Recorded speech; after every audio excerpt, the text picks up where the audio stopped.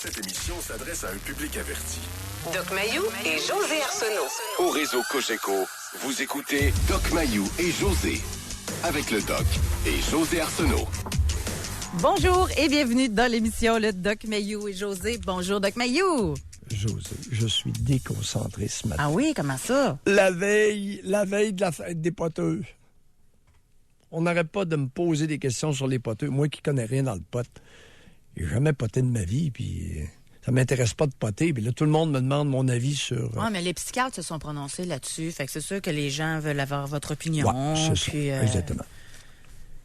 Mais on en parle tellement. Hein.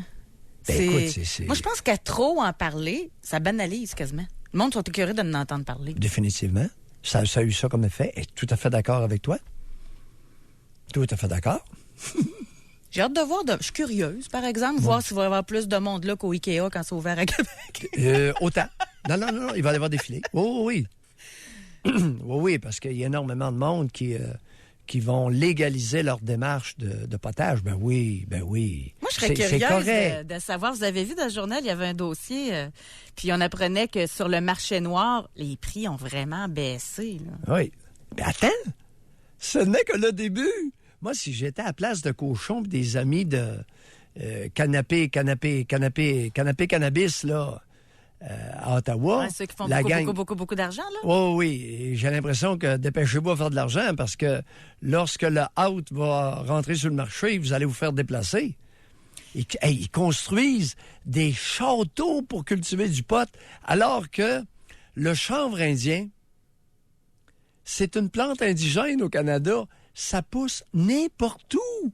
Mais c'est une plante très rustique. Moi, je suis certaine... En tout cas, ça, c'est mon petit pronostic à moi. Là. Moi, je pense que ceux qui en prennent déjà, ils vont profiter de la chute des prix puis ils vont continuer avec leur pusher.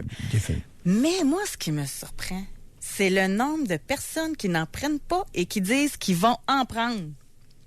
Mais j'en ai un en tête, là, que j'aurais jamais pensé, là. C'est un homme à la retraite. Puis, en tout cas, on avait une rencontre avec d'autres personnes. Puis, il disait, moi, je vais y aller en chercher. Il dit, en plus, moi, j'ai de la misère à dormir le soir. J'ai mal dans le dos. Fait que si ça peut m'empêcher d'avoir du mal, m'en profiter. Puis, m'a l'essayer. J'ai rien à perdre. Puis, en plus, c'est légal. Puis, la variété BVD, la variété qui a non pas un effet euphorisant, mais analgésique. Je me suis fait expliquer ça aussi encore. Moi, je suis pas bonne là-dedans, honnêtement.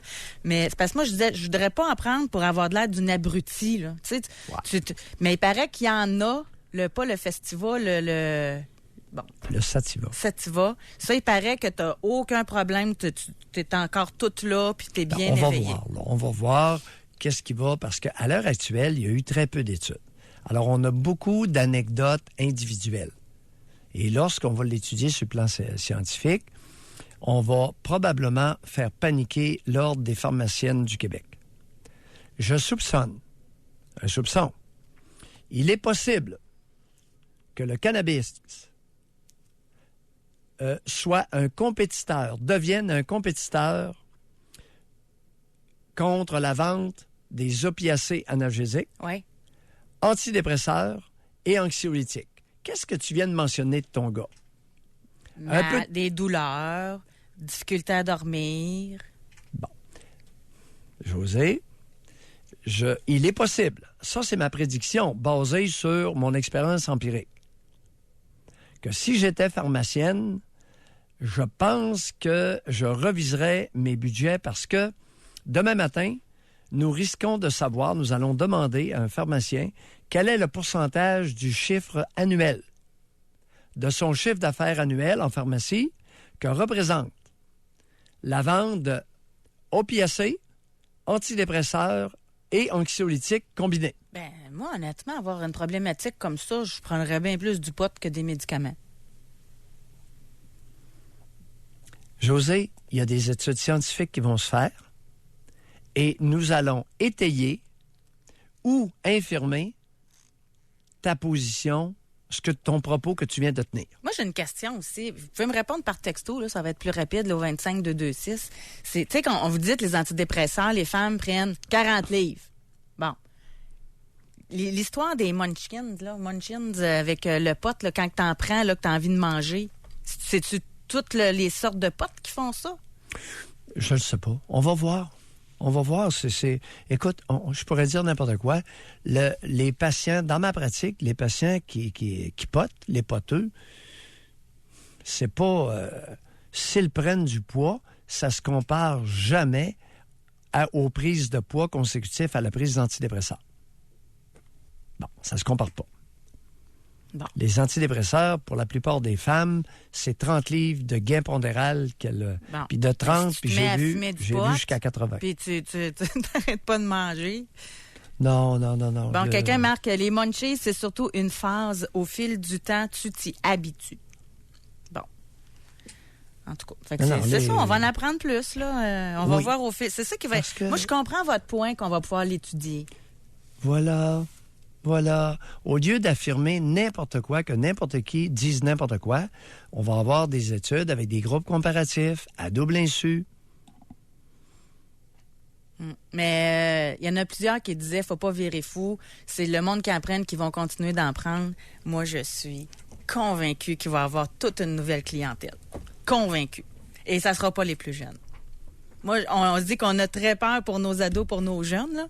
Moi, je pense que chez les adultes, et je dirais même les 40 ans et plus, que ça va se gâter. C'est... Dans mon expérience de 39 ans, les poteux ont à peu près tous débuté leur potage entre 12 et 14 ans. Chers parents. Hey, la statistique qui est sortie, où que j'ai vu passer ça, c'était à la télé, puis ça disait 90% des parents de 11 à 18 ans, en tout cas de 11 à 16 ans, pensent que leurs jeunes n'ont jamais pris de drogue. Ah ben là, tabarouette, ça c'est vraiment de l'aveuglement volontaire, là. Exact. Hey, 90% des parents. Voyons. Et au moins un petit doute, là. Hein, c'est... Quelle belle naïveté. Oui, bon. Ceci étant dit. Ceci étant dit, notre sujet d'aujourd'hui n'est pas le pot. De toute façon, on veut pas vous rabattre les oreilles avec ça. Vous n'entendez parler à tout bout de champ, là, dans les journaux, à la télé, à la radio, partout. Moi, ce qui m'a interpellée ce matin, c'est un article dans le journal Le Soleil. Et en même temps, j'ai vu que même à Gatineau, il y avait eu un cas, là, en fin de semaine. Il y a quelqu'un qui m'a donné un lien. Il y a eu un cas de violence conjugale à Lévis. La police de Lévis a reçu un appel et finalement, c'était un homme qui portait plainte. C'est lui qui aurait été frappé. Et bon, semblerait-il qu'il n'y avait pas vraiment de signes, là, de blessures graves, mais la police a dit, et ça, permettez-moi d'en douter, qu'il traite les cas d'hommes victimes au même titre que les cas de femmes victimes. Faites-moi rire. Moi, je suis certaine qu'il y a encore beaucoup de préjugés, de différences pour traiter les cas selon que c'est un homme ou une femme. Mais en tout cas, tout ça pour dire que là, bon, on aurait pu dire que c'est un cas comme ça. Mais non, on donne des statistiques juste pour la police là, de Lévis. En 2017, sur 213 cas là, de plaintes de violence conjugale, 53 étaient des hommes. Ouais. En 2018, jusqu'à maintenant, ils ont enregistré 127 plaintes. 35 des victimes présumées étaient des hommes. Ah oui. Et là... Ça commence à être beaucoup là, d'hommes qui portent plainte. On n'aurait pas vu ça il y a 10 ans du tout. Là. Et un petit peu plus loin dans l'article, ça, c'est spécial. Selon vous l'avez pas lu l'article, vous, Dr. Maillot? Non. Bon. Selon vous, selon des données rendues publiques par Statistique Canada en 2016, quelle est la proportion d'hommes et de femmes qui sont victimes de violences conjugales? En pourcentage, là. En pourcentage de femmes. Et quelle que soit la gravité, okay? Tout geste confondu de violence conjugale. Je dirais, peut-être un homme sur 20. Bon. Un homme sur 20 et une femme sur 8, peut-être. Je sais pas, je te dis ça, là. Les hommes, je lis textuellement ce qui est écrit, sont victimes autant que les femmes de violences conjugales. Et là, je vais vous le détailler. On dit que l'enquête sociale a démontré que sur un peu plus de 19 millions de Canadiens qui avaient un conjoint ou un ex-conjoint en 2014, 4% ont déclaré avoir été victimes de violences physiques ou sexuelles ou les deux de la part de leur partenaire au cours des 5 années précédentes. Donc, proportion de 4% identique chez les hommes et les femmes. Mais là où ça change, c'est au niveau... Attends un petit peu, là. 4 c'est 1 sur 25. J'étais pas loin, au moins. Non, mais... Avec mon 1 sur 20, là. Oui, mais c'est égalité. C'est 50-50. Oui, c'est ça. Ça, par exemple... C'est ça. Et là, on dit, c'est au niveau de la gravité. Les femmes sont 2 fois plus nombreuses à avoir des violences les plus graves. Oui, c'est ça. Et avoir été agressées sexuellement, battues, étranglées, menacées avec une arme à feu ou un couteau. Et les hommes, 3 fois et demi plus nombreux à avoir subi des voies de fait sous la forme de coups de pied, de morceaux, de coups et de coups avec un objet contondant. Oui. Oh, il y a de quoi faire une émission. Oui. C'est pour ça, j'aurais pas pensé avant, à ce point-là. Là. J'ai toujours prétendu que les femmes frappaient, mais pas avec la même force qu'un homme. Non, c'est sûr. Bon. Fait que c'est ça la différence. Pas avec la même violence et avec le même danger de blessure. Ça se compare pas. Je me suis fait raconter de quoi aujourd'hui. Mais il y a de plus en plus de femmes qui font oui. Je t'écoute. Ça peut être aussi vicieux. Moi, je me suis fait raconter de quoi? Oui. Ça date de quelques années, là. Je vais essayer de ne pas identifier la personne, là. Mais quelqu'un de sa famille, un homme qui était en couple avec une femme. Et la femme, là, elle provoquait tout le temps. Elle attendait qu'il réponde juste pour pouvoir porter plainte et le faire arrêter. Ben oui. Pas rare, ça. Fait que l'homme, l'homme, là, c'est déjà d'avoir une femme folle, d'avoir une femme agressive qui a fait des actes de violence. C'est déjà dur à vivre. Mais en plus, faut pas que tu te défendes. Bon. Le problème, c'est que tous les batteurs de femmes allèguent qu'ils ont été provoqués. Dans certains cas, ils ont été provoqués. Mais ça ne justifie pas l'étranglement, la tentative d'étranglement. Ben non. C'est ça que le batteur de femmes n'arrive pas à comprendre. Ben oui, mais elle m'a sauté dessus, j'ai donné un coup de poing, j'ai cassé le nez. Ben oui, mais elle m'avait frappé, docteur. Mais oui, qu'est-ce qu'elle a fait? Alors, elle m'a donné une claque. Ben moi, je pense plutôt à l'homme qui n'a aucune graine de violence en lui, qui se fait frapper dessus, puis que là, qui veut juste comme se protéger, là. Pogne la femme, là, la saisit, là, elle porte plainte. Il m'a serré fort. Parce qu'elle a des bleus sur les bras, effectivement. Oui. Fait que c'est très délicat. L'homme, il est doublement victime là-dedans. Bon. Maintenant, au niveau des morsures. Souvenons-nous de l'histoire de Loretta Bobbitt aux États-Unis. Oui, bien, on m'en souvient. Loretta, elle avait pris une petite morsure sur le pénis de son conjoint, l'avait pris dans ses mains et jeté dans un fossé. Ah, elle l'avait arraché. Elle l'avait croqué. Elle l'a coupé. C'est pas juste une petite de ses dents. Ah oui. Alors, mais c'était à lui d'être fidèle aussi. Loretta s'est élevée de mauvaise humeur un matin parce que le conjoint avait eu une relation extra-conjugale. Elle lui a sectionné l'engin. Ça peut...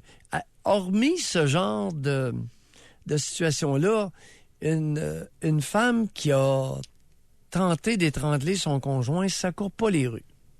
Alors, dans les 53 hommes qui se sont plaints à Lévis, ce serait intéressant de savoir quel est le pourcentage d'entre eux qui ont eu une blessure quelconque.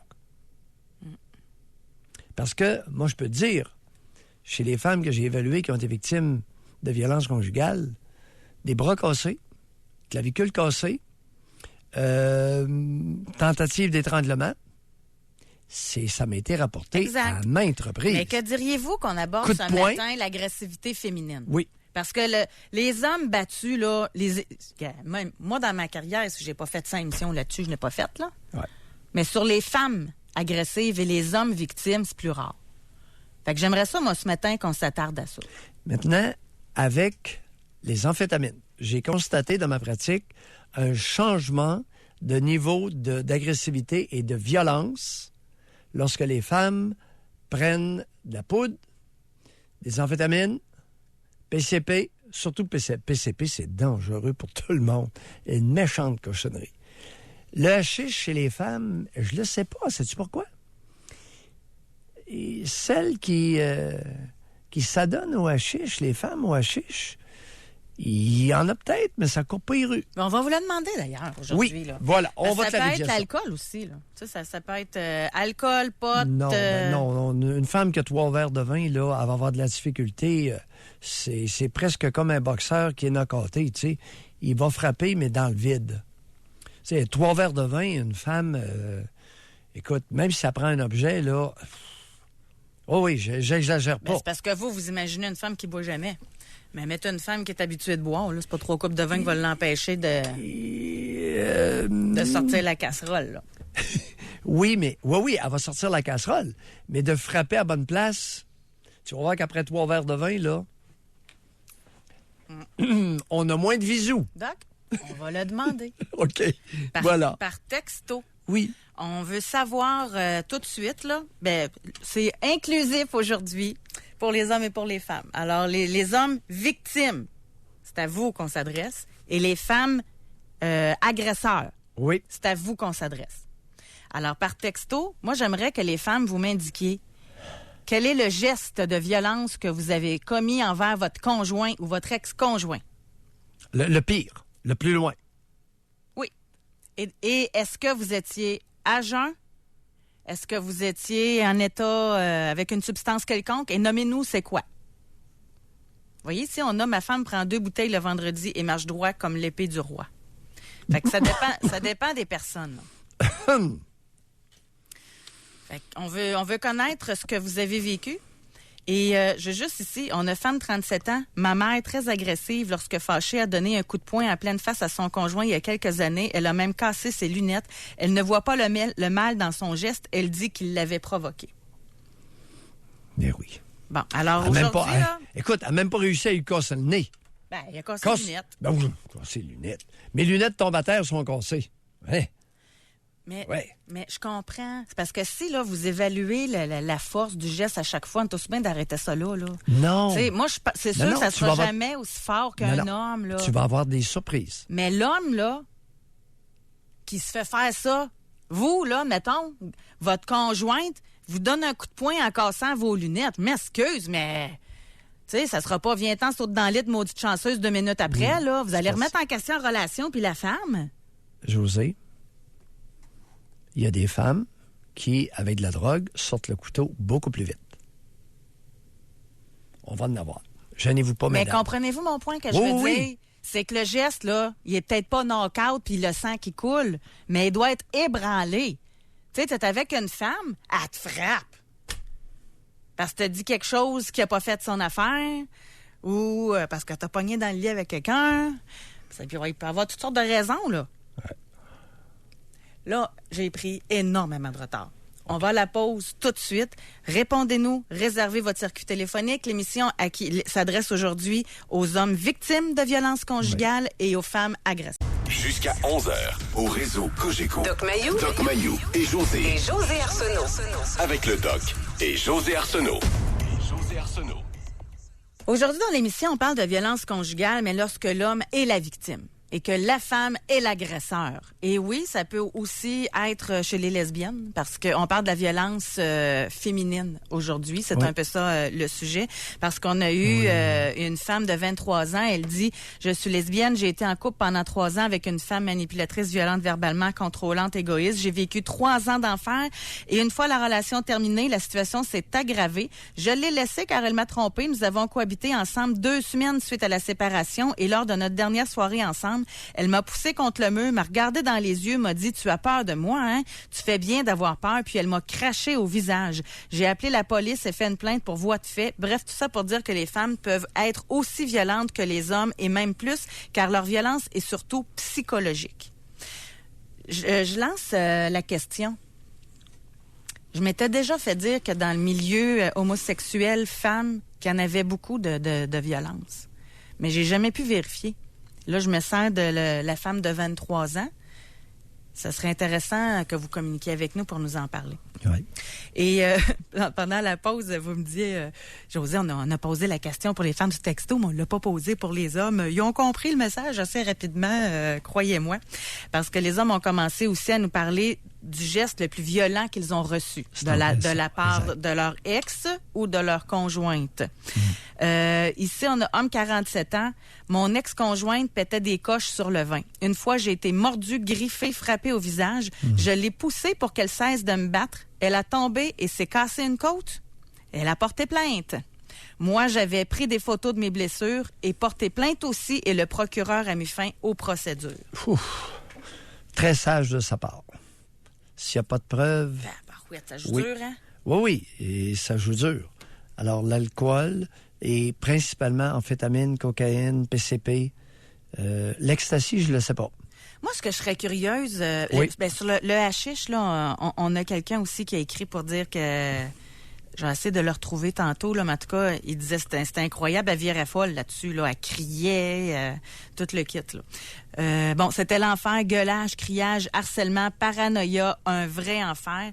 C'est son ex, en plus, qui était bipolaire puis qui fumait du hashish. Ouais. Fait que ça devait pas être un beau cocktail, là. Ouais. Mais qu'est-ce qui pousse la violence? C'est-tu les mêmes raisons pour les femmes que pour les hommes, selon vous? Qu'est-ce qui amène l'excès de violence? Bon. Chez les hommes, la personnalité et la testostérone sont 2 facteurs. À l'état naturel.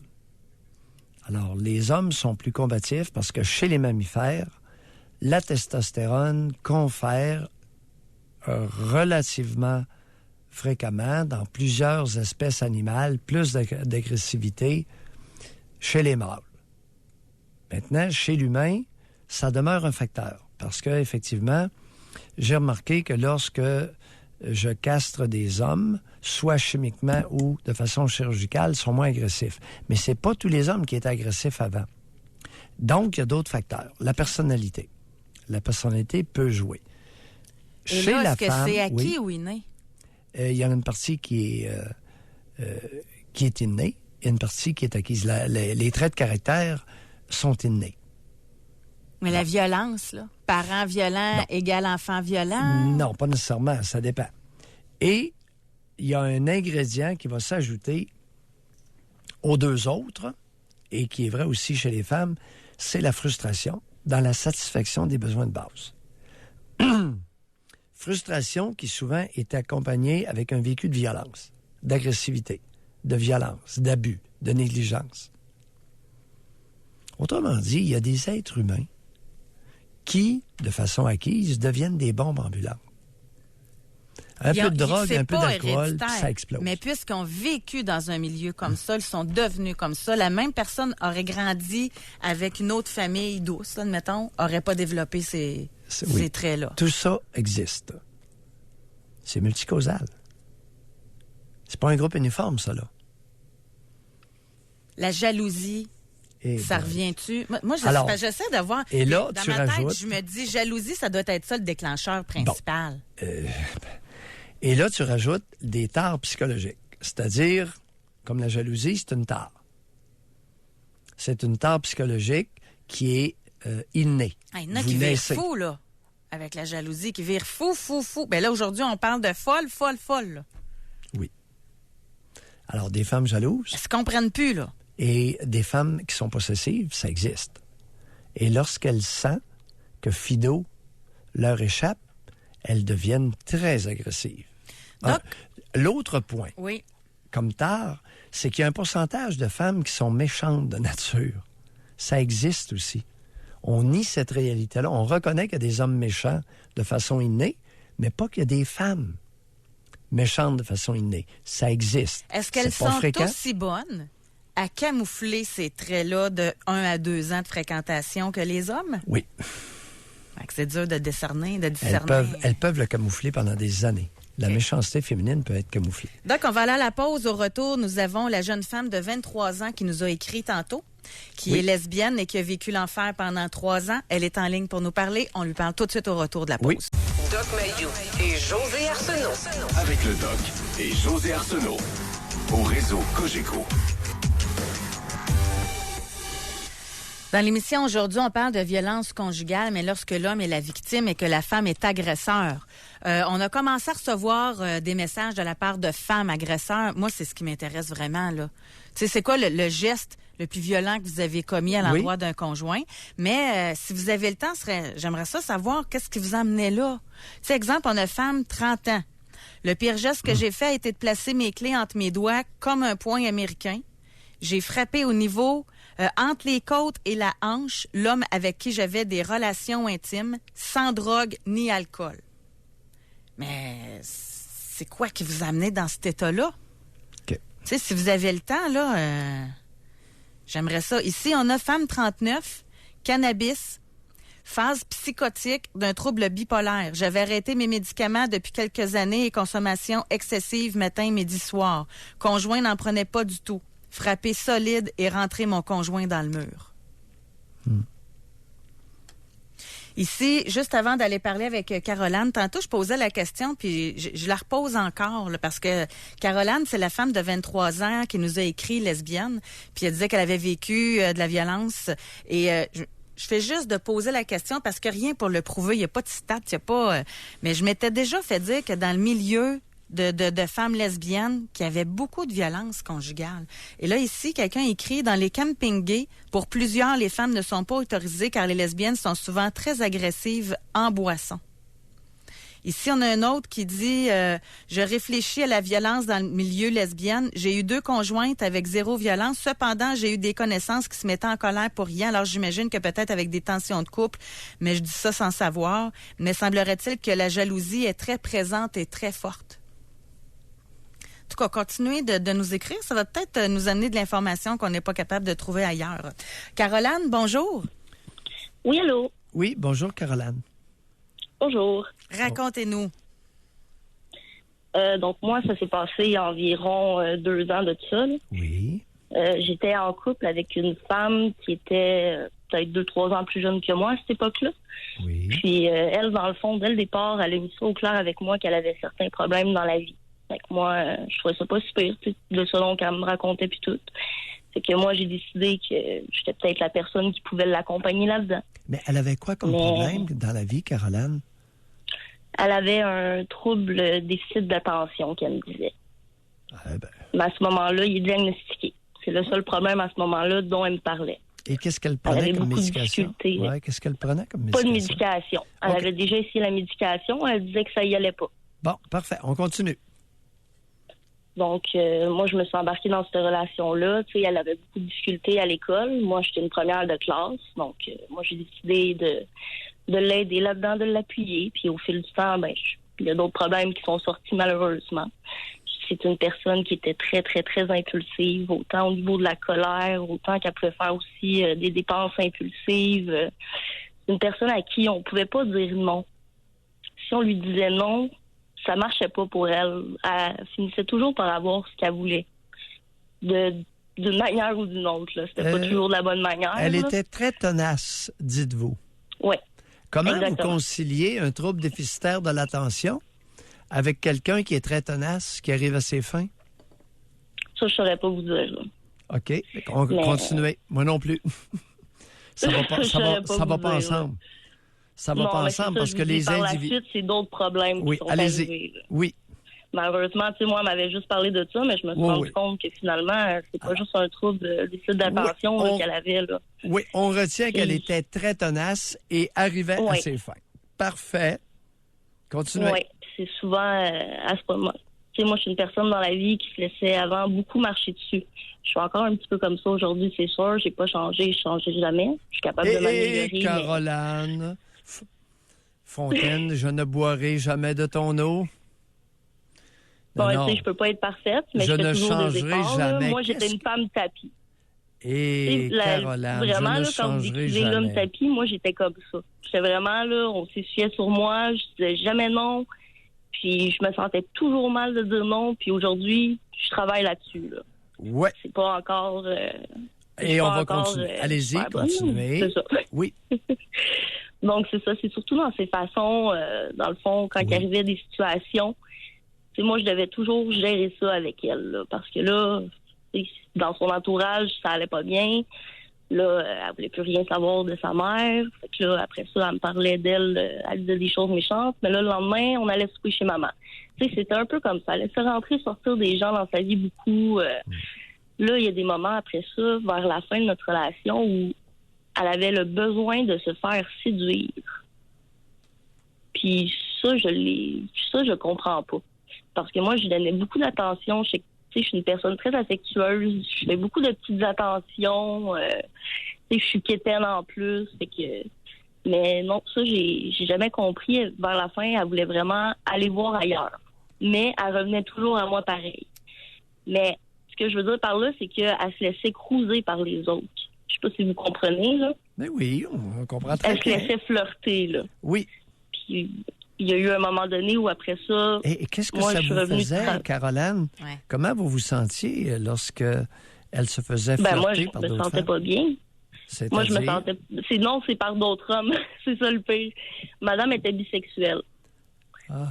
Fait que pour moi, c'était encore plus difficile. Je sais pas si vous comprenez, là, mais vu que c'est des hommes en plus, moi, ben! Et vous, êtes-vous uniquement homo ou bisexuel? Oui, moi, je suis uniquement aux femmes. Bon. Aïe, aïe, aïe, c'est humiliant, ça. Oui, c'est ça. Donc, à la fin, c'est ça. Moi, je revenais de travailler. Je finissais plus de bonne heure qu'elle. Je finissais de travailler, donc j'étais à la maison vers 11h15. J'étais arrivée, elle était déjà là. J'ai demandé qu'est-ce que tu fais là. Elle me dit, je suis partie plus tôt de la job, j'étais tannée. OK. Madame est préposée aux bénéficiaires juste en passant, là. Puis par la suite, j'ai réussi à y tirer les verres du nez. Madame a demandé à son employeur de quitter plus tôt, soit à 9h30 au lieu de minuit, parce qu'elle s'est dit malade. Mais dans le fond, elle attendait juste un gars qui venait la chercher. Il est venu la chercher en auto, puis c'est à ce moment-là que madame elle m'a trompée avec lui, là. C'est elle qui vous l'a dit? Oui, j'ai réussi à y tirer les verres du nez parce que je voyais bien, il y avait une petite voix dans ma tête qui me disait non, il y a quelque chose de pas correct. Moi, j'ai une question pour vous, parce que là, dans l'histoire, vous semblez, entre guillemets, grosses guillemets, être la victime, mais qu'est-ce qui fait que c'est elle qui est devenue violente alors que c'est vous qui avez appris que c'est elle qui était infidèle? Ça, je saurais vraiment pas vous dire. Là. Je sais pas c'est quoi qui s'est passé dans sa tête. Y a-t-il mais eu une après notre escalade coupure, moi, je l'ai verbale? laissé. Y a-t-il eu une escalade verbale entre vous Oui, deux? il y a eu une escalade à partir du moment où on s'est laissé. Elle a voulu... elle a essayé de se racheter au début. Elle voulait revenir vers moi. Elle essayait de me faire des déjeuners, toute la kit, tu sais. Puis là, par la suite, j'ai appris que finalement, c'est parce que le gars, il l'avait dompé là. Moi, j'étais son plan B. Fait que c'était déjà pas le fun, là. Oui, mais arrivé à la violence. Donc, la violence est arrivée quand? les jours d'après, tout au long de notre relation, il y a eu de la violence conjugale, là. Elle s'essuyait carrément les pieds sur moi, puis aussitôt je mettais un petit peu mon pied à terre, là, c'était pas correct, puis j'avais le droit à un pétage de coche, là, où elle se mettait à crier, lancer des objets, là. Oh, Il n'y avait pas eu de violence vraiment physique, dans le sens qu'elle m'avait frappé rien au début. C'est surtout, suite à notre relation, comme je disais, tu sais, au début, elle voulait se racheter puis tout. Après ça, il y a eu la phase où ça s'est tout produit en une semaine, là. Après ça, elle s'est mise à aller sur Tinder déjà, là. Puis elle a trouvé d'autres gens. Puis là, elle essayait comme de me rendre jalouse puis de m'écœurer avec ça. Elle les ramenait à la maison, elle allait dans ce qui était autrefois notre chambre. Elle dormait là avec les garçons. Puis, tu sais, je le voyais. Puis là, des fois, elle venait s'asseoir à côté de moi. Moi, j'avais mes écouteurs. J'étais tranquille. Puis là, elle me picossait carrément avec son doigt. Puis elle voulait juste m'énerver. Elle m'enlevait les écouteurs. Puis là, elle riait, elle s'en allait. Puis c'était comme ça pendant une semaine. Le matin, je dis wow, là, ça suffit, là. Puis j'essayais de mettre mon pied à terre, mais elle continuait, puis elle riait de moi. Puis elle trouvait ça bien drôle. Puis elle m'embarrait sur le balcon des fois pendant que j'allais fumer ma cigarette. Puis c'est toutes des choses comme ça qui n'ont pas d'allure, là. Puis là, après ça, il y a eu le moment où j'ai mis mon pied à terre, j'ai dit ça suffit, là. T'as fini, là, de jouer avec moi, puis tout. Puis là, je m'en allais fumer ma cigarette dehors. Puis c'est là qu'elle m'a pris, puis qu'elle m'a rentré dans le mur, puis que là, elle m'a dit t'as peur de moi, hein, c'est bien. Puis elle m'a craché au visage, puis après ça, elle est partie. Suite à ça, moi, j'ai fait une plainte. Je suis allée jusqu'au bout de ma plainte. Moi, mon but, c'était pas de me venger ou de la punir. C'est juste, cette femme-là, sa mère, elle a toujours dit non quand elle était jeune. Elle n'a jamais dit non, excusez, pendant qu'elle était jeune. Puis je le vois là, dans sa famille, qu'elle a été élevée comme ça. Maman, elle spie à tout. Fait que moi, je voulais qu'elle voie que dans la vie, quand on fait quelque chose de mal, il y a des conséquences à ça. Puis c'était pas correct comment elle me traiter. Caroline, C'était c'est pas correct très, de sa très part. altruiste, votre motivation, mais je pense qu'il y en avait un autre.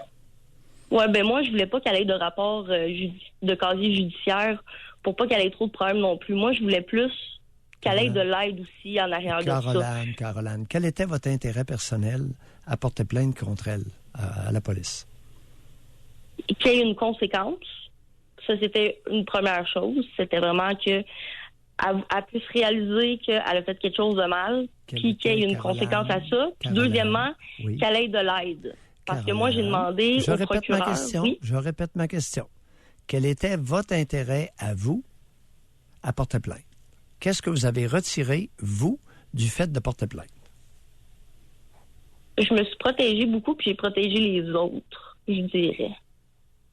Vous vous êtes protégé de quoi? Je me suis protégé beaucoup. J'aime ça. Ben, je me suis protégée d'elle, dans le fond. Caroline, est-ce que c'était la première fois que vous vous positionniez, que vous vous affirmiez dans votre vie?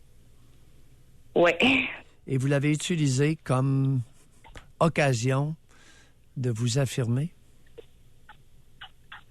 Oui, vous avez raison. Et contre qui? Qui vous avez écrasé quand vous étiez jeune? Personne, c'est ça l'affaire. Caroline. Qui s'essuie les pieds là, sur votre Non, mais tapis? je vous dis... Ben, je sais pas. Moi, j'ai juste été comme abandonnée quand j'étais jeune. Oh oui. Qui vous a abandonné? Ma mère. Bon. C'est important une mère, hein, Caroline? Si on Ouais. n'en a pas, on passe une partie de notre vie à rôder autour. Vous avez amplement raison. On doit se quitter Bye, là-dessus. Caroline. Merci d'avoir appelé. Merci d'avoir beaucoup. contribué. Merci. Merci beaucoup. Ça donne une voix à l'orientation homosexuelle féminine. Oui. Merci d'appeler. On va aller à la pause. Continuez de nous écrire aussi. Il y en a tellement, là. Des hommes qui ont reçu des coups, du graffinage, des claques. C'est impressionnant. Est-ce que des objets? Est-ce qu'il y en a qui mentionnent utilisation de couteau de cuisine, couteau de boucherie? Pas encore, mais je vais prendre le temps de lire pendant la pause. Mais pour l'instant, Il y en a c'est... quelques-uns qui ont été poignardés là, dans l'actualité relativement récente. Pas pour l'instant. OK. Ça serait intéressant de parler aux femmes violentes. Ça serait intéressant d'entendre des hommes qui ont été victimes de violences de la part de leur conjointe. Vous pouvez réserver votre circuit téléphonique. Doc Mayou et José Arsenault. Avec le Doc et José Arsenault. Au réseau Cogeco. Moi, j'ai juste un mot qui me vient en tête, là, c'est merci, merci, merci. Merci de votre confiance, de nous écrire. Un sujet qui est ultra tabou. On parle de violence féminine envers les hommes. Et même dans le milieu de lesbiennes, on parle de violence féminine en relation... je sais, vous n'aimez pas ça, ouais. couple, là, mais en relation intime. Donc, on veut savoir, du côté des victimes, les hommes, qu'est-ce que vous avez reçu comme geste le plus violent, et du côté des femmes, ce que vous avez fait, mais qu'est-ce que vous amenez dans cet état-là aussi? Moi, ça m'intéresse beaucoup. Et là, ici, on a homme 28 ans.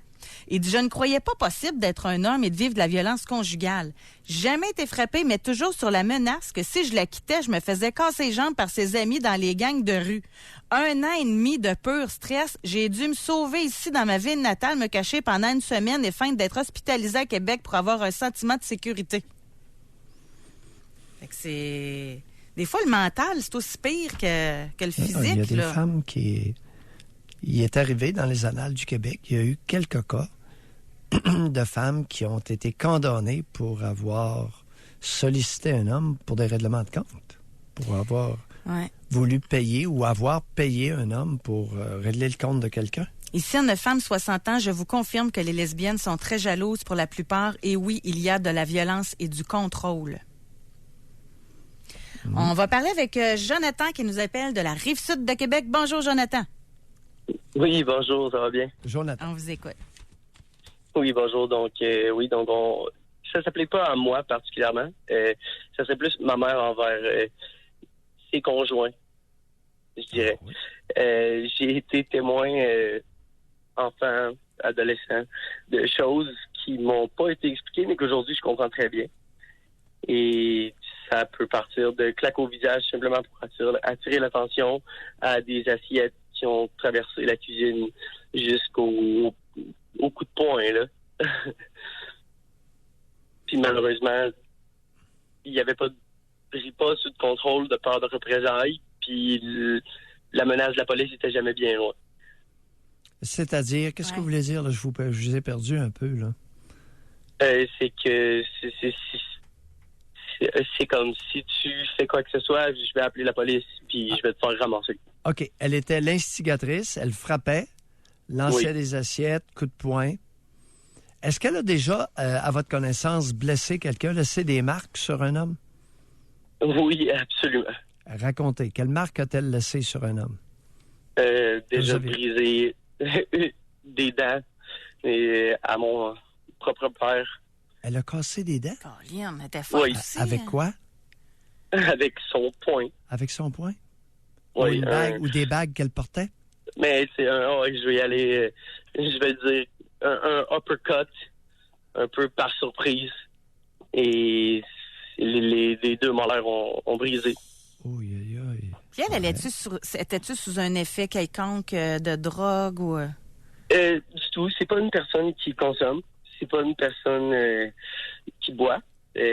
Par contre, c'est une personne qui est suivie par son médecin de famille et qui peut prendre des benzodiazépines ou des antidépresseurs pour quelconque raison. Vous, comment vous sentiez comme fils d'une femme comme ça? Moi, j'ai essayé de me sauver, mais en même temps, je voulais voir ce qui se passait parce que je comprenais pas que mon beau-père pouvait se laisser faire comme ça puis pas dire un mot. Je me sentais un peu déchiré entre me sauver dans ma chambre puis regarder ce qui se passe puis dire arrêtez tout ça. Vous avez quel âge, Jonathan? Aujourd'hui, j'ai 29 ans. Est-ce que ça a laissé des traces en vous, dans vos relations, dans vos relations intimes? Je crois que oui. À brûle pour point comme ça, les impacts concrets, je pourrais pas vous les nommer, mais je crois que oui, effectivement. On dirait que j'ai toujours une certaine forme de peur qui quitte. Elle a instillé la peur en vous.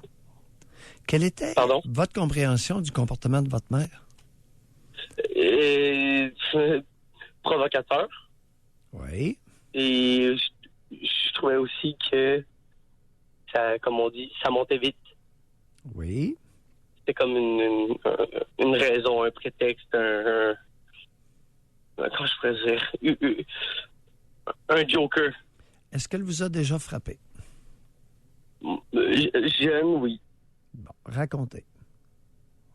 Ben, c'est arrivé à plusieurs occasions. À partir de quel âge, le plus loin que vous pouvez remonter? Moi, personnellement, je vous dirais vers l'âge de 6 ans. 6 ans. Oui, mais... Qu'est-ce qu'elle vous avait fait à 6 ans, Jonathan? Ben, tout simplement, tenir par la bouche, tenir par le cou pour que je parle pas dans une allée d'épicerie. Parce que je lui tapais sur les nerfs, je présume. Elle vous avait pris par la bouche, puis elle vous avait serré fort. Exact. Pour vous faire taire? Exactement. Aviez-vous déjà fait un lien entre ça et le fait que vous avez une légère hésitation dans votre langage? Peut-être. Peut-être. Y aviez-vous déjà pensé? Non, je vais être honnête, non. Okay. C'est quoi votre lien avec votre mère aujourd'hui? Inexistant. On ne peut pas s'en réjouir parce qu'elle a laissé des traces possiblement dans votre façon de vous exprimer, d'utiliser le langage pour vous exprimer. Elle voulait très tôt vous faire taire et elle a réussi en partie. Hein? Non, mais quand que je dois dire ce que j'ai à dire, je le dis. Mais quand que je dois dire réellement ce que je ressens, on dirait que c'est là que ça bloque. Oui. Avez-vous déjà demandé de l'aide, une psychothérapie quelconque ou... J'ai fait une psychothérapie comportementale. Ça a eu quoi comme résultat, d'après vous? Très éphémère. Je dirais que ça va remonter le moral pendant quelques jours, puis ensuite, on en retombe, puis on revient exactement où on était. C'est votre expérience avec la thérapie cognitivo-comportementale? Exactement, merci. Et une approche plus introspective qui remonterait plus dans le passé, comme ce que nous sommes en train de faire? Non, ça n'a jamais été fait. Mm-hmm. À Ça réfléchir, pourrait donc. être intéressant, n'est-ce pas? C'est un très bon conseil. Merci. Merci, Jonathan. Merci, Jonathan. Merci. Merci beaucoup à vous et Au au revoir. revoir. Passez une belle journée. On va aller à la pause, mais on a une femme qui nous a écrit pour dire que son père était un homme battu. Geste de violence extrême par ma mère, car c'était une femme extrêmement jalouse. Jalousie maladive. Coup de poing au visage, coup de pied dans les parties, frappé souvent au visage, cassé ses lunettes à plusieurs reprises. Souvent, lors de ses délires, elle sortait les couteaux pour vouloir le tuer. Elle la blessait à quelques reprises. Elle lui tirait souvent aussi des objets à lui fendre le front qui a dû nécessiter des points de suture. Mon père n'a jamais rien fait pour sortir de cette situation et endurait les crises de ma mère, ce qui se produisait au moins une fois par semaine. J'avais tellement peur de cette femme que j'ai subi moi-même de sa violence physique et verbale. Je m'enfermais souvent dans ma chambre, le bureau contre ma porte, à m'asseoir sur le bord de ma fenêtre pour sauter en bas au cas où elle entrerait dans ma chambre ou si elle tuait mon père, je pourrais me sauver. Je pourrais vous en dire long, mais le temps file. Cette violence faite aux hommes est bien réelle et depuis longtemps. On ne la banalisera pas, surtout lorsqu'elle est de cette ampleur ou de l'ampleur de la mère de Jonathan. Et les femmes qui fessent, ils fessent pas seulement le conjoint. Oui, Les c'est fesses. ça le pire. Là. Jusqu'à maintenant, c'est 2 en 2. Là. Le petit et la petite. Exact. On va à la pause. Doc Mayou et José Avec Doc Mayou et José Arsenault. au réseau Cogeco. On va aller au téléphone rapidement, mais juste avant, on va aider une femme de 26 ans. Je crois être une femme agressive. Je ressens toujours le besoin de mordre ou de frapper ou de taper mon conjoint, même dans des circonstances inappropriées. Lorsque mon conjoint me serre dans ses bras, il peut me pousser une envie soudaine de lui faire mal. J'ai toujours eu de la difficulté à recevoir de l'affection, à en donner. Dès nos débuts, il s'approchait de moi. Là, bon, il y a plein de textos qui rentrent, fait que là, je viens de perdre mon texte. Là. Mais, attends, OK, je l'ai retrouvé. Il s'approchait de moi et je voulais lui faire mal. Bref, j'ai déjà donné un coup de pied de toutes mes forces dans le dos de mon ex-conjoint et tombé par terre et ne bougeait plus. Il était assis sur le lit, moi couché. J'ai également levé un homme à 16 ans par le cou et plaqué contre le mur. Étrangement, lorsque je prends de la boisson, je m'attaque à des objets ou trous dans les murs. J'ai eu des géniteurs qui nous frappaient, straps, etc. Est-ce la cause? En partie. Bon début d'analyse.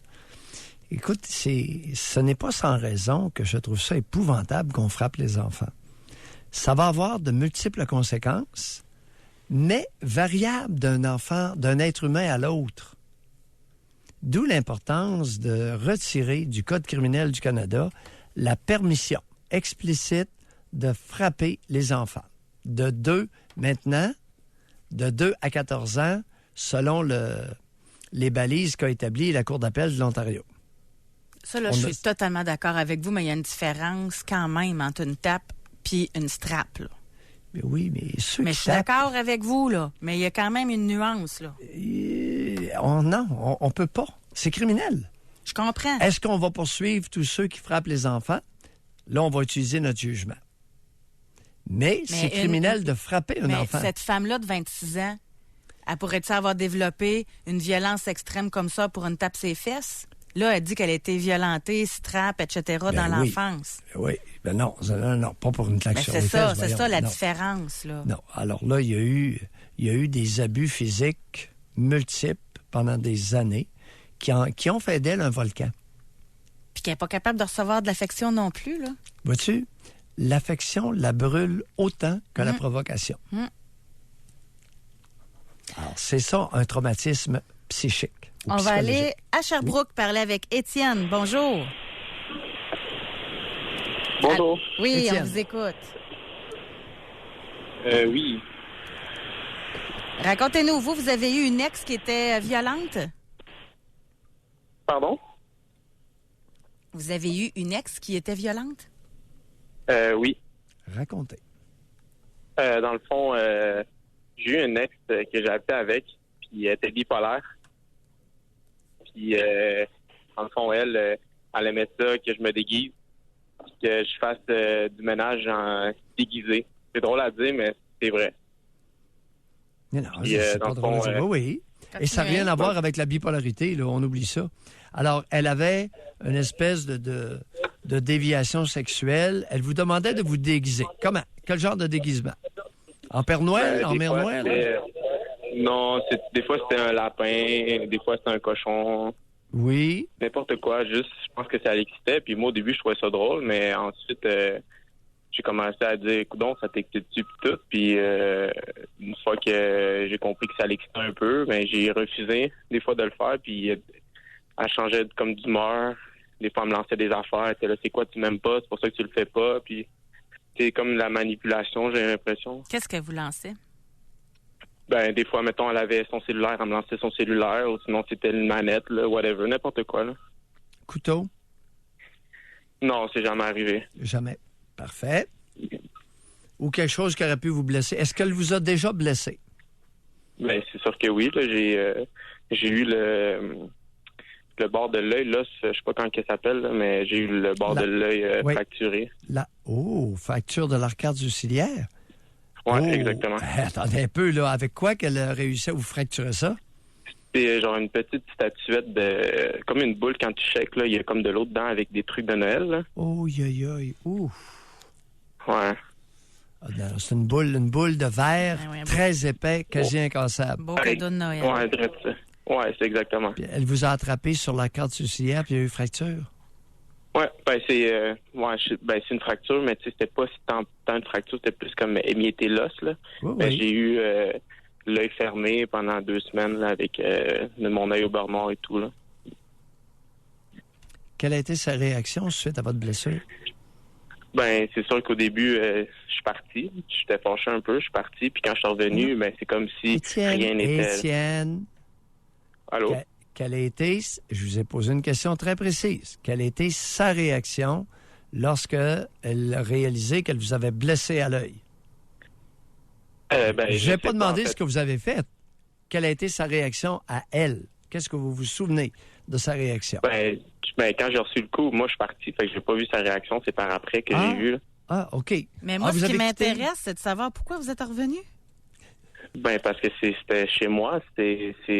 On partageait notre logement ensemble.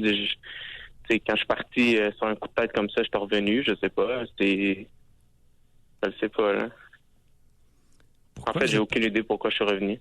Pourquoi vous êtes parti? Ben, parce José que vous sur le demande moment, pourquoi vous j'étais êtes fâché. revenu. Pardon? Ben, sur le moment, je suis parti parce que j'étais fâché. Eh oui, quand on est fâché, on s'en va. Bel exemple de Ben- bravoure masculine.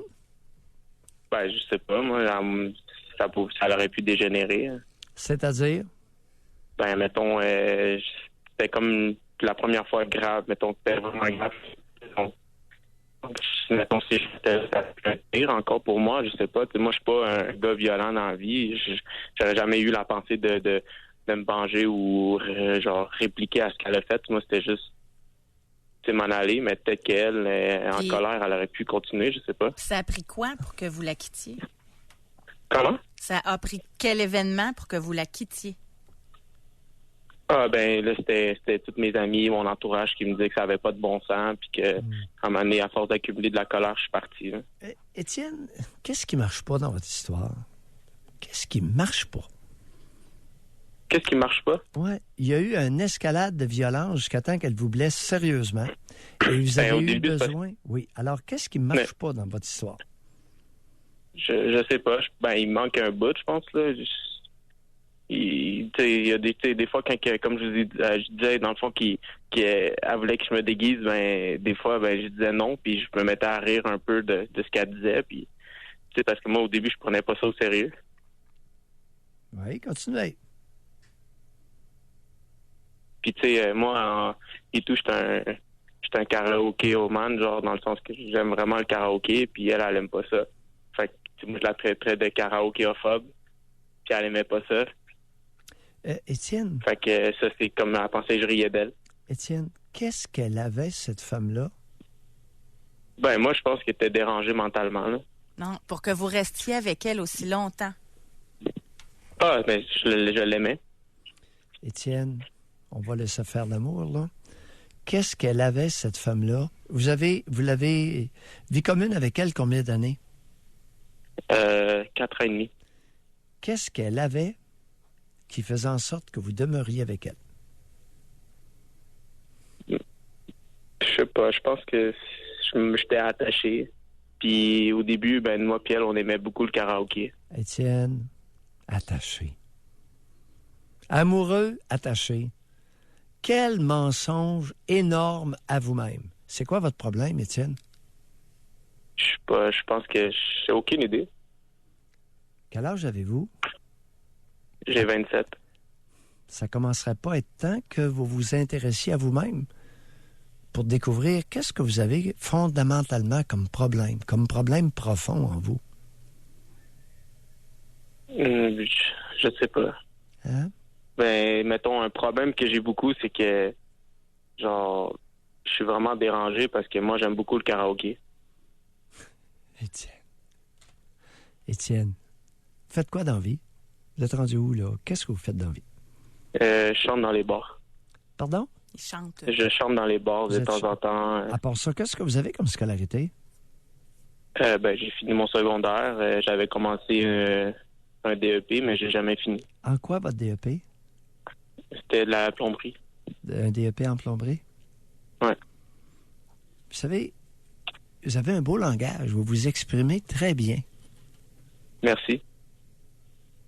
Maintenant, votre qualité langagière n'est pas en proportion avec votre capacité d'introspection. En quel honneur que vous vous exprimez aussi bien et que vous ayez autant de difficultés à vous regarder. Parce que moi, je me suis toujours exprimé au niveau du karaoké, fait que c'est comme ça que les mots passent. OK. Merci. Bye. Merci Bye, beaucoup. Étienne. Merci, au revoir. Bye, on lâche pas. On lâche pas, c'est pas facile. On va aller à la pause, OK? Puis au retour, Oui. nous avons Jean-Pierre et Tamara. Doc Mayou et José Arsenault. Le Doc Mayou et José, c'est le Doc et José. Au réseau Cogeco. Homme, 54 ans. Oui. Une ex en fréquentation, folle raide. Coup de botte, coup de pied sur ma voiture, vaisselle cassée, rôti et gâteau que j'avais préparé, garoché dans une boîte de carton quand j'ai décidé de quitter. Ma crainte était qu'elle fasse une plainte à la police. Je n'aurais eu aucune crédibilité puisque je suis un colosse de 6 pieds 4 et 200 livres et elle, un petit 5 et 3, 110 mouillé. J'ai archivé ces messages téléphoniques menaçants que je conserve même 10 ans plus tard. Bon. Cher 6 pieds 4, est-ce que vous avez déjà infligé une blessure? Les blessures, c'est important ici, là, comme élément objectif. Par contre, j'ai été confronté à 2 cas dans ma carrière dont je me rappelle clairement de blessures auto-infligées. Il faut faire attention avec les ecchymoses. Mais il fait bien de se protéger, là, dans des cas comme ça. Moi aussi, je garderai mes messages. Il y a des femmes qui sont capables de se faire des bleus. Oui, c'était, écoute, maintenant, avec les cellulaires enregistrés, C'est plus précieux. Jean-Pierre, bonjour. Oui, bonjour. Jean-Pierre. Oui. On vous écoute, Jean-Pierre. On l'a quitté. Non, on dirait qu'on l'a perdu. On va le mettre en attente. On va parler pendant ce temps-là à Tamara. Bonjour, Tamara. Allô? Oui. Tamara, bonjour. Bonjour, Doc. Oui. Bonjour, Doc. Bonjour, José. On vous écoute. Je m'excuse, je suis très, très nerveuse. Ah, écoute, pas de faute. Écoutez, Oui. je vous appelle parce que ma situation, ça dure depuis des années. Mais la dernière année, mon mari m'accuse de harcèlement psychologique. Mhm. Et il refuse carrément de voir ce qui s'est passé les 14 ans avant. Oui. Tout est ma faute. Mhm. Il nie, il est complètement dans le déni. Il ne veut pas reconnaître les gestes qu'il a posés, les accusations qu'il m'a portées, les blessures qu'il m'a faites cette année. Mais les tentatives de raisonnement de mon côté, de la communication que je veux ou que j'ai engagée avec lui, il considère comme harcèlement. C'est vrai que cette communication de son côté, ça revient toujours en chicane. Parce que tout ce que je dis, ça retourne contre moi et il me culpabilise de tout. Les blessures qu'il m'a faites à moi, c'est très grave. Comme quoi? Mais, Tamara? Pardon? Comme quoi? Qu'est-ce que vous avez reçu comme blessure? C'était des blessures psychologiques aussi. Des accusations que... Oui, des Tamara, accusations... vous avez allégué des blessures physiques. Qu'est-ce que vous avez... une blessure physique. OK. Qui était quoi? Quelle était la blessure physique? Il m'a poussé, puis je suis tombée, puis je frappais le fauteuil. Je brisais avec ma tête une roulette de fauteuil, puis ça m'a entraîné une bosse à occiput de large de 2 pouces et la hauteur d'un pouce. Oui. Mais Et avant alors que ça s'est arrivé... lui prétend que vous êtes violente, vous le harcelez. Non, oui, que je la harcèle psychologiquement, non physiquement, mais psychologiquement. Est-ce qu'il a raison? Est-ce qu'il a raison, Tamara? Moi, d'une certaine manière, peut-être, ça peut être considéré comme un harcèlement psychologique, la tentative de raisonnement, de le faire voir la réalité de changement qui se produit en lui. Parce qu'il n'a jamais été comme ça. Je ne sais pas qu'est-ce qu'il a poussé, ou non, qu'est-ce qu'il a poussé, je sais peut-être, parce que ça doit remonter dans son enfance. Il vient d'une famille monoparentale. Oui, mais sa Tamara, là, vous êtes en train de nous convaincre que vous allez très loin dans l'envahissement psychique de votre conjoint. Est-ce que cet homme-là vous convient? Oui, il me convenait. Mais là, s'il vous convient, pourquoi vous voulez le transformer puis vous ingérer à ce point dans son mental? Il me convenait avant. Ah, depuis combien d'années qu'il ne vous convient plus? Les 6 dernières années. Les 6? Avez-vous des enfants avec lui? Oui. Combien? Une fille de premier mariage, puis un avec lui. Quel âge? Un garçon. Mais ils sont adultes, tous les deux, entre 30 et 40. Qu'est-ce qui vous retient auprès de lui? Peut-être les souvenirs. Ça risque de... Que je n'arrive pas à comprendre comment il a pu changer à ce point-là. Mais oui, mais Tamara, de quoi vous vous mêlez? T'sais, vous savez, vous êtes de quelle culture? Il y a un volet culturel ici, là. Là, je comprends pas. Vous êtes né dans quel pays? L'Europe de l'Est. OK, vous venez d'Europe de l'Est. Mm-hmm. Dans votre pays, dans vos traditions à vous, si le conjoint change, comment c'est vu culturellement?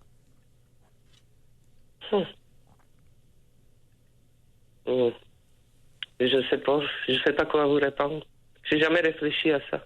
Okay. Bon, on va commencer par ça. Ouais, on va commencer par le respect de l'autre. On va se quitter là-dessus. D'ailleurs, Oui. c'est tout le temps qu'on a. Merci OK, beaucoup. merci Tamara. Si on avait eu plus de temps, moi, je vous estimerais un peu là-dessus. Parce que d'après moi, même ici, au Québec canadien, français, il y a des femmes qui endurent des hommes qui n'aiment plus, comme Tamara qui vient de l'Europe de l'Est. Là. Non, c'est pas ça. C'est son ardeur à le changer. Puis vous pensez que des femmes font pas ça au Québec? Oui, mais ici, il pourrait y avoir en plus un volet culturel. OK. Je vais vous lire un message. Oui. J'ai vu ma mère, c'est une femme, j'ai vu ma mère frapper mon père avec une poêle de fonte lors d'une chicane et quelques mois plus tard, lorsque mon père a quitté, ma mère, elle l'a poussé en bas des escaliers. J'étais présente lors des événements et il n'a heureusement pas eu de blessures graves. Elle ne m'a frappé qu'une seule fois et je l'ai frappée en retour. Elle ne m'a jamais frappée par la suite, mais elle m'a fréquemment menacée avec un couteau. Aujourd'hui, j'ai du mal parfois à contrôler mes émotions et j'ai parfois des élans de colère et je frappe mon conjoint. Pas assez fort pour lui faire mal et il m'empêche de le frapper une deuxième fois en me retenant les poignets très fort. Je réussis à me calmer et à m'excuser, mais j'aimerais ne plus jamais avoir ces accès de colère. Ouais.